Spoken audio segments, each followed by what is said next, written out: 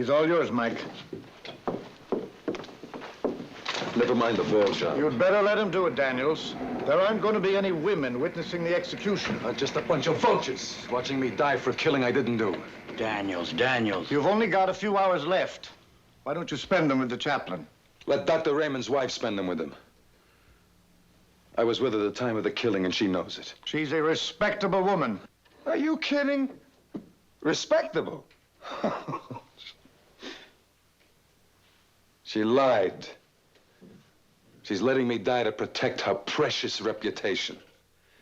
If you want to talk to somebody, go talk to her. Now get them out of here, all of them.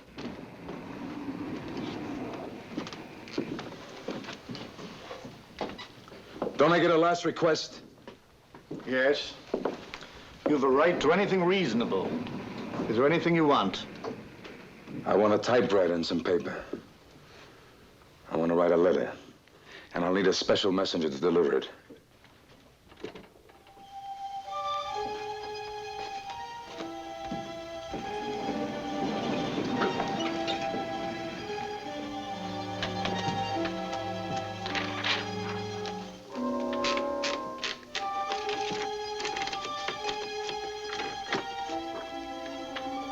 To the editor, the Star-Times. Tomorrow morning, your newspaper will carry the story of my execution. An execution for a murder I did not commit. Along with that story, I would like you to publish this letter. I want the public to know that the district attorney, Bernard Butler, is a fool. A fact that I have known since first I met him 5 years ago, when a detective picked me up at the airport and took me to his office.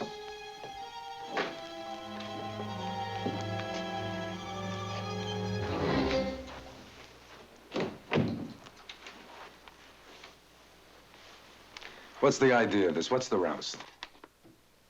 Gerald Daniels, isn't it, from Cleveland? You know it is. Now, why did this goon pick me up?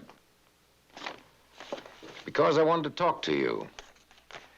I want to tell you something about our city. It's a big city, but a nice one. A clean one. We'd like to keep it that way. I never do anything illegal. You've been arrested 5 times on bunco charges. But no indictments and no conviction. Yeah, that's right. Because the victim is always a woman. A married woman who's afraid to press charges. Either that or some other woman for an alibi. Some sweet, trusting thing who swears you weren't there and couldn't have done it. So women like me. And I like them. You got a law against that? No, but you're like all men who like too many women. Somewhere inside of you, you hate them. But someday, mister, you're going to run into one who hates men. And she's going to finish you. Hey, what are you, anyhow? A DA or a psychiatrist? Maybe it wouldn't be a bad idea for you to see one. Well, if you hear of a pretty one, let me know. Maybe I can solve some of her problems. Finished? Yeah. But if I ever have to come for you, I'll get an indictment and I'll get a conviction. I promise you. Now get out.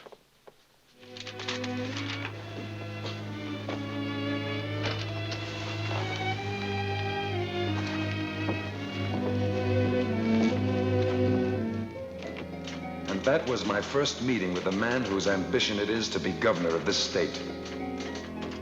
It makes him sound like a man who keeps his promises, doesn't it? He got an indictment, he got a conviction, and I'm going to die. But I'm going to die because of his mistakes, not his brilliance. I knew him for what he was. And I knew women for what they were and are. Easy to meet and easy to fool because they want to be fooled. I played the better cocktail lounges where the crop was richer, better groomed, prettier.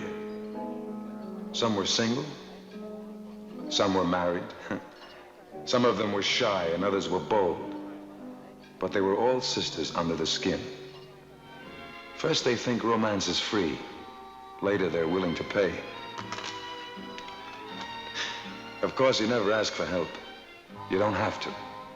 They trip over themselves giving it. They want attention and pretty words. They want love. They don't care whether it's real or not, so long as they hear it.